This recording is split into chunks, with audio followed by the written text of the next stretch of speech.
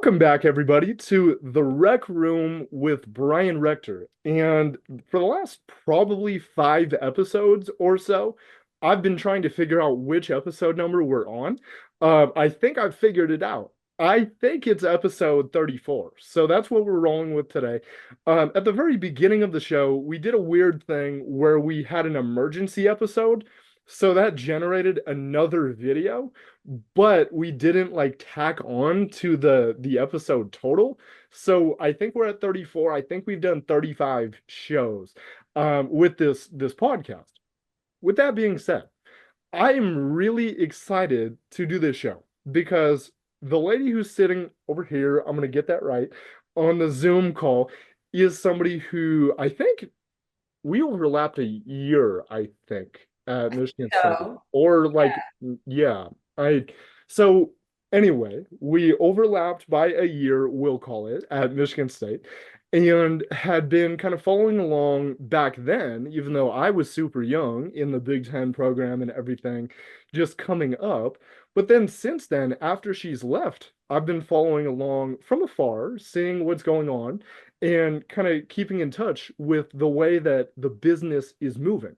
So I introduce somebody who I really admire and somebody who has done a lot of things in the broadcasting side, the social media side, and is really moving the needle, I feel, on the scope of women's sports and where they're heading and where they can go. So I can't wait to do this show. This is episode 34 with a video editor at Big Ten Network, a Michigan State graduate, and somebody who I've come to know more about and respect more than I had previously, Abby Larson. Welcome to the show. How are you doing? I'm doing fabulous. Excited Good. to be here. That's right. That's right. That's right. I was super excited to connect, and I appreciate you because for, the past, I don't know what it is, 6, 8 months, I've been able to shoot you a text and say, "Hey, what's going on? Like, where are you now? How are you doing? What projects are you working on?" So, I owe that to you. Thank you for being accessible. That's number one. Number two is you're doing some pretty good stuff. So, like, let's talk about immediately, like, what has been happening the last few months. Because as I am following along, my understanding is that your kind of priority number one, your, A level project is working on the account B1G Gym, which now is over 30,000 followers on Instagram. And I think we got to clap it up for that one right Oh there. yeah. Like, when did the process start for B1G and where has it come from to where it is now? Sure, yeah. So I've only been with the network for about, I guess, almost 2 years now. Mhm. But as everyone knows, social media is not going anywhere. It's only getting bigger. So we started with only a Big Ten Network account. And now we have branched off into separate accounts just to kind of target more niche audiences and fans of different sports. So those accounts started right about when I started, about a year and a half ago. It started with just basketball and volleyball, then it expanded to wrestling, and now we have like literally everything under the sun. We have softball, baseball, gymnastics. Mhm. There's plenty more I could name, lacrosse. So then we kind of sprinkled into those different types of sports. And it allows us to do like a lot more, which is really nice because, the average fan may not want to see Big Ten lacrosse on their Instagram feed on Big Ten Network. But if you are a lacrosse fan and you're following those accounts, we are doing a lot more with those type of accounts. I'll take it back to the beginning of the year, so I guess past couple months. The expansion of the Big Ten has helped us quite a bit. We have reached like crazy amount of people, obviously like opening up the West Coast to us. I always say like as a Big Ten fan, I'm like, this is crazy. Like, what are we doing? But as a Big Ten employee, I love it so much. I've gotten to go to so many cool places that I would not have normally gotten to go to had it just been our original Big Ten. But with gymnastics, UCLA gymnastics is UCLA gymnastics. Like they don't really need an introduction. They are one of a kind. They're known for so many things. And Big Ten gymnastics has been growing significantly the past couple of years, but the addition of UCLA has just like skyrocketed it. Um, and going back to what we were talking about a little bit before the podcast started, just kind of showing that these athletes, at UCLA are just like everyone else, Hmm. at Michigan State or Michigan or anything like that. They are a superstar, but they are human.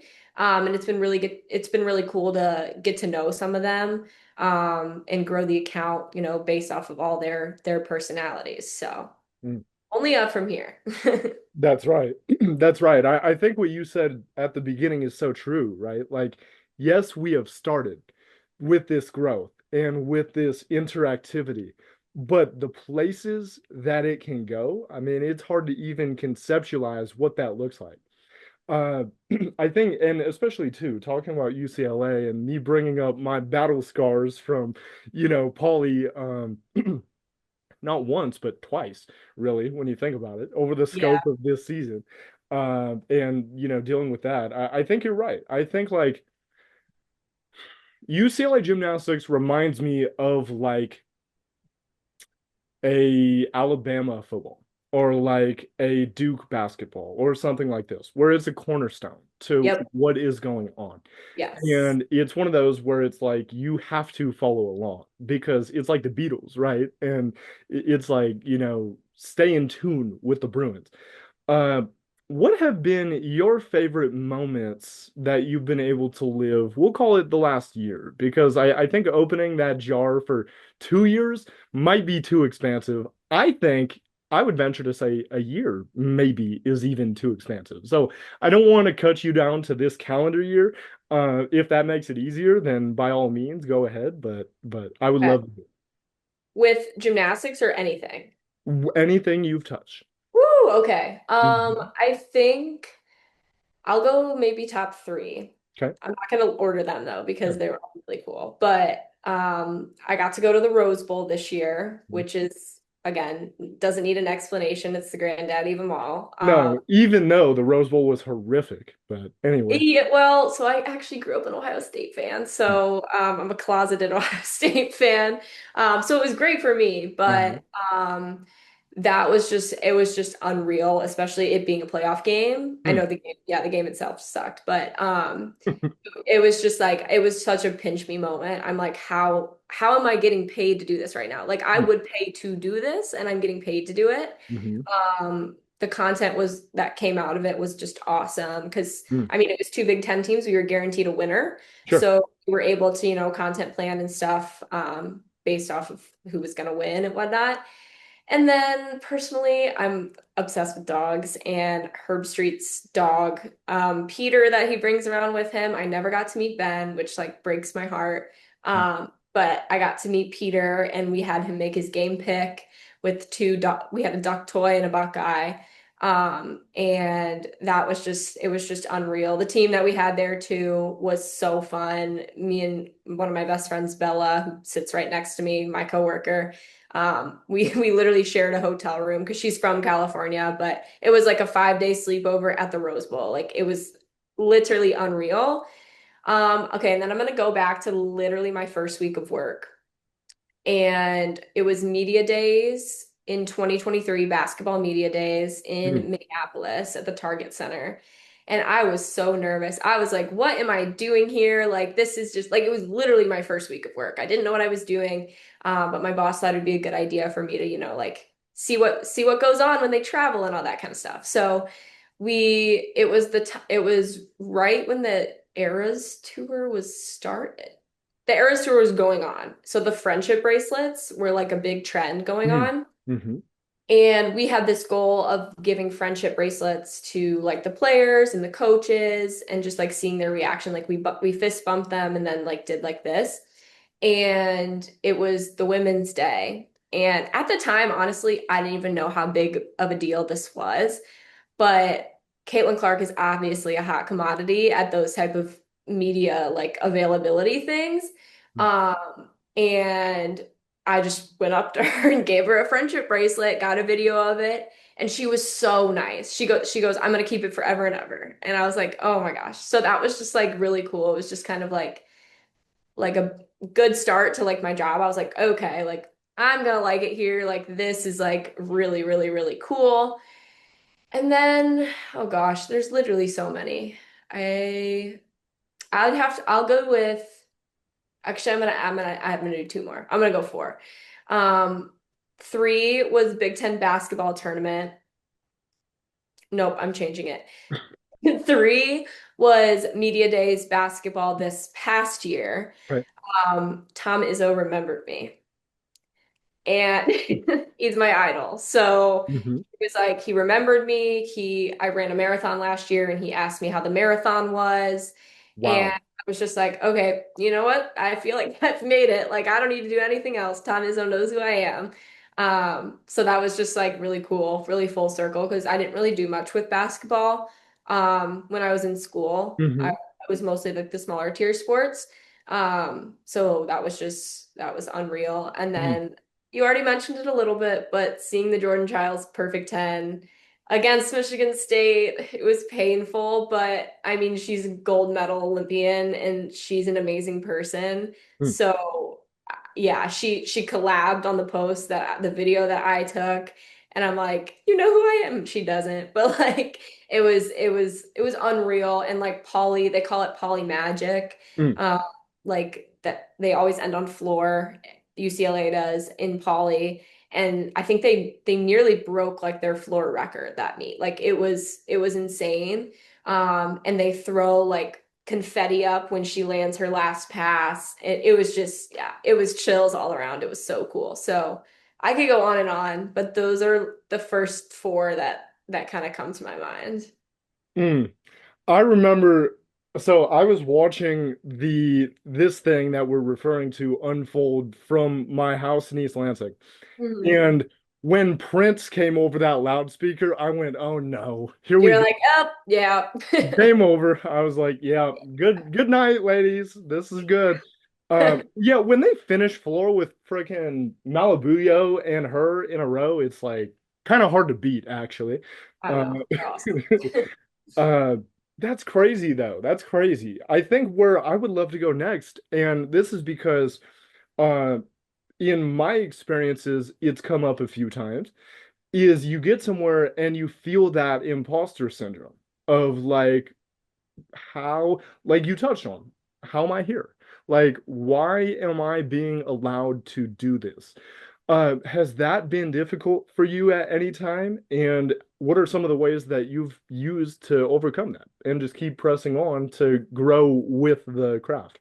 Yeah, I mean, it definitely hits me sometimes, just like the pinch me moments, like, Mm. holy crap, how did I ever do this? Hmm. And how did I get to this place? But then like I do stuff like this and I talk about like all the stuff that I did in high school, in Mm. college. I actually worked for the White Sox for a couple months before I worked for Big Ten Network right Huh. after school.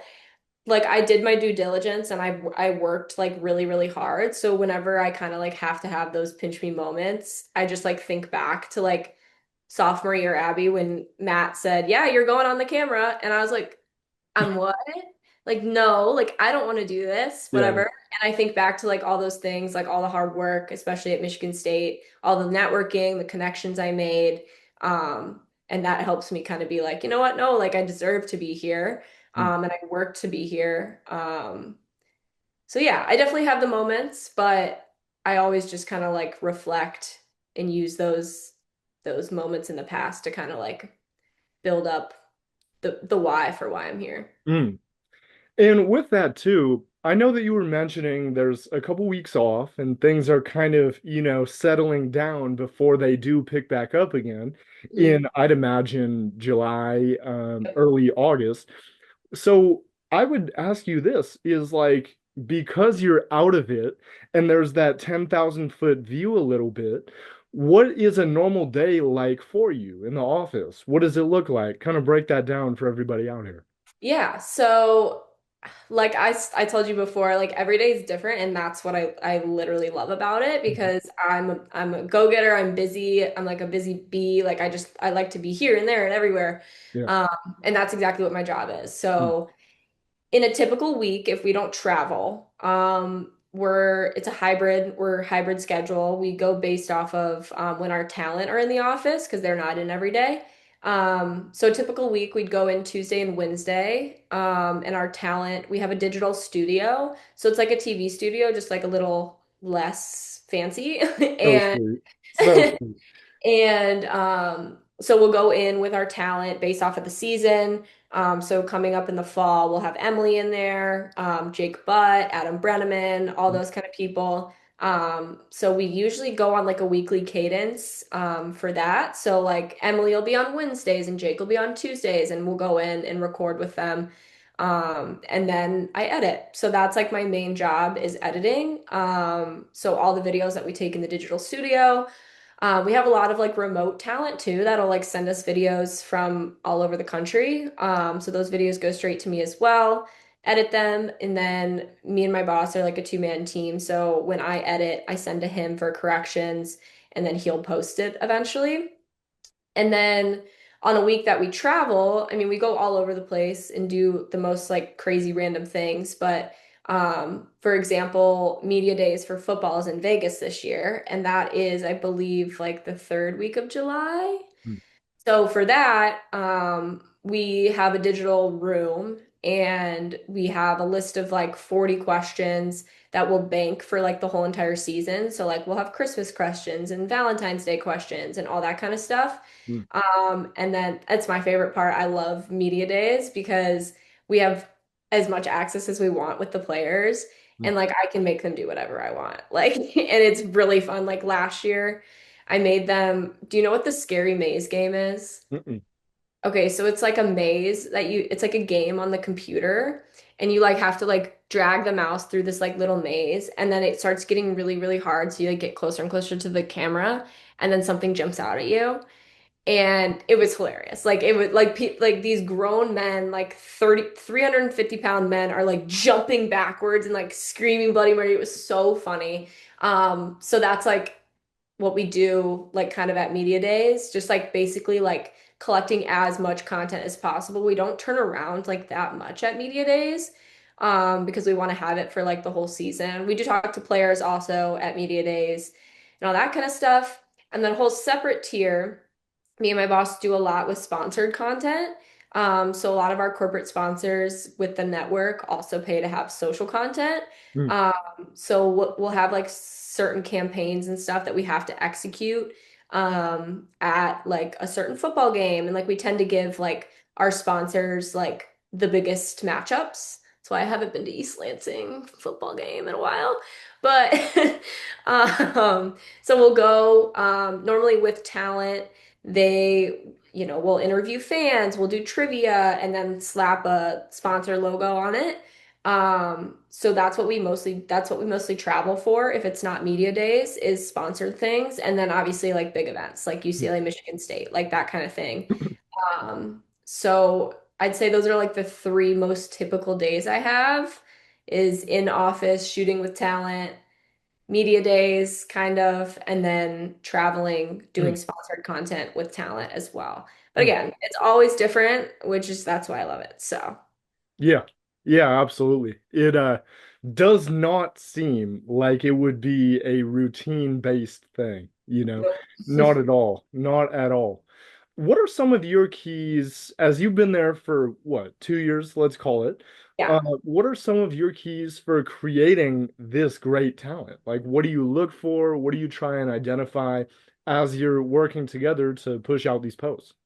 Yeah, I mean, I'm not a copycat, but I love this is one of my favorite things about my job. Scrolling on TikTok is working for me. Mm, Just like seeing what other people are doing, hmm trying to get more creative. It's difficult during the season to kind of like come up with new ways to do things because we're so busy and I'm mm. like turning out like 30 plus videos a week. Wow. So Wow. this is the time of the year that, I'm looking at what other people are doing, trying to get fancy, trying to download, new transitions and all that kind of stuff.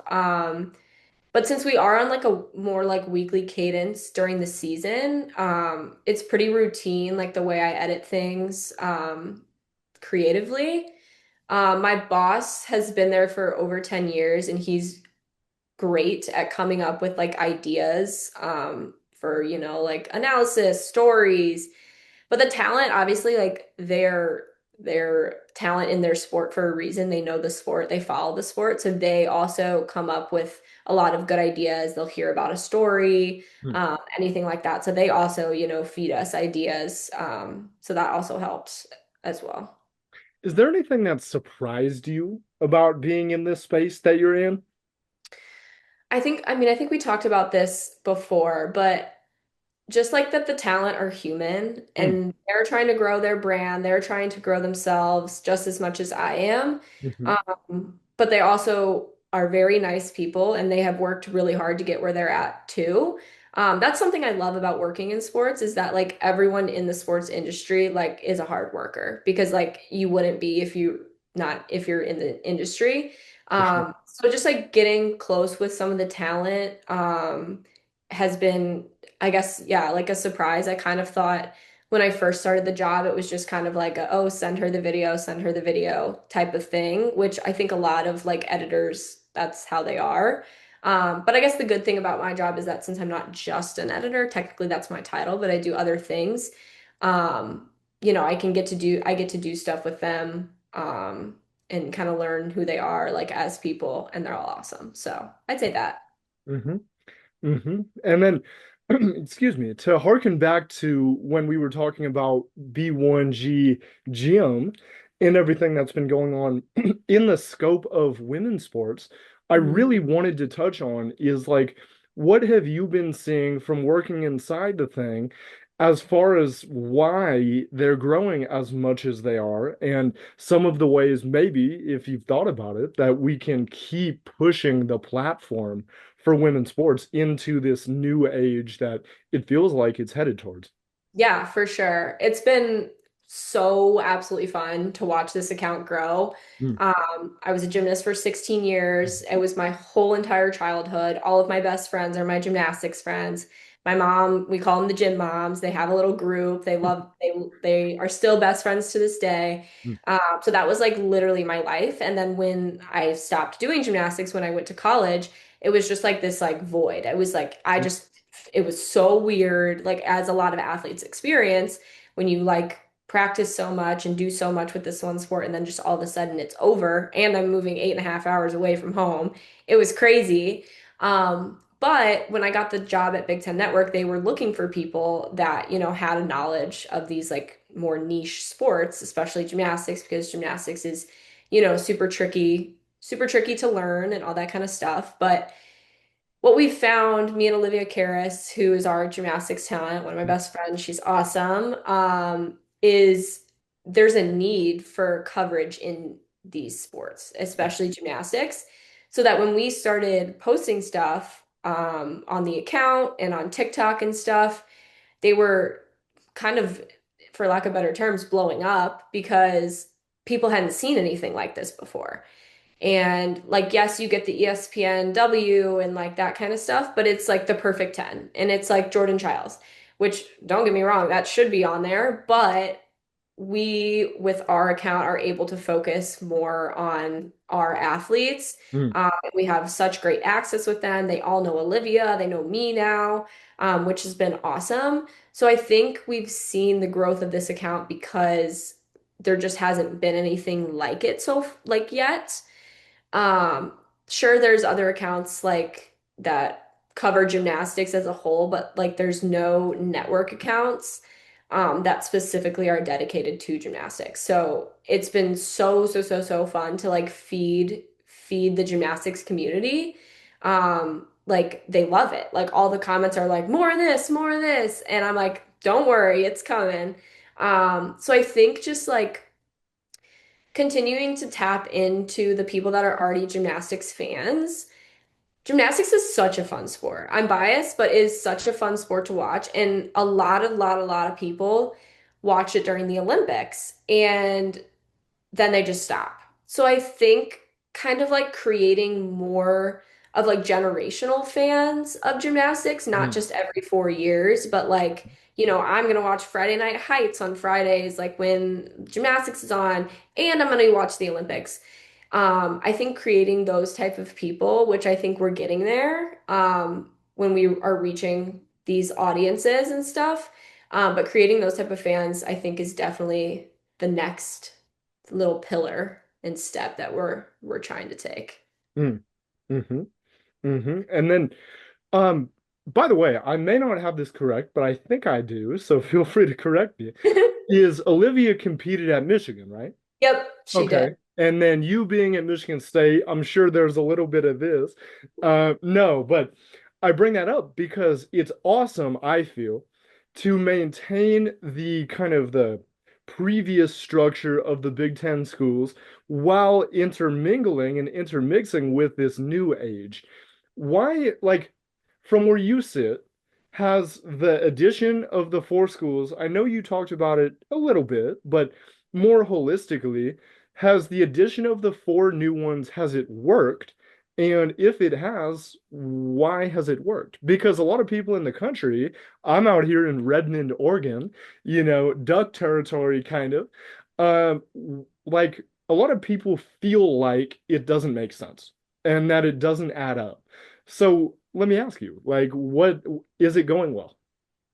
Yes, I mean, we have so much fun with the four new schools. I always tell people this, like, in a non-serious way. I'm like, you can only like go to like Iowa City so many times and Hmm. like try a new restaurant and have Mhm. fun. Now we're out in LA, we're in Eugene, we're in Seattle. Right. It's just opened up so many opportunities for us in a number of ways. Hmm. I think it's been going great. I mean, obviously, I'm not on the back end and I'm not I mean, I am traveling, but not as much as some of the student athletes are, so I Sure. can't speak to logistically how it's working, but from a content side and from getting to know the school side, we've loved it. It's given us so much more room to like be creative with these four new schools. And obviously like the talent at these four new schools they're not even new anymore, which that's nice to say. The four newest schools, it matches, if not exceeds some of our like original Big Ten schools. So I think they intermingle really, really, really well. Hmm. Gymnastics, especially, I keep going back to that. But with UCLA, like I said, like they're a top tier gymnastics brand, but they also are human. And so, they're talking to people, they're talking to other teams, like at Big Ten championships and at other meets, and they're friends. And it's just been really cool just to like meet so many more people that have connections to these schools. Hmm. Like for example, we have the Big Ten 10K coming up Hmm. and everyone like wears their shirt or whatever. And there's been so many people that I've met that can do it now because like they're like, "Oh, I went to UC like USC or UCLA or Washington or whatever." And I'm like, "That's so fun." Like I just like it just, I'd rather have a bigger family. I like it big. Hmm. Hmm. Hmm. Well, Miss Larson, thank you so much for joining the rec room. Really appreciated your time. And before we go, I gotta ask, how do you feel about doing a rapid fire segment? Let's do it. Here we Hopefully go. not tricky. That's right. This right here, folks, is rolling loud rapid fire on the rec room. We've done the thing ever since episode 17 with Cami Minor, Stanford setter. Shout out Cami, just graduated. Love that. Very excited to see where her career goes. Maybe to Europe to play some volleyball. I think that's where we're headed. But Abby, I gotta ask you, if you could talk to any athlete in this world, who would you talk to?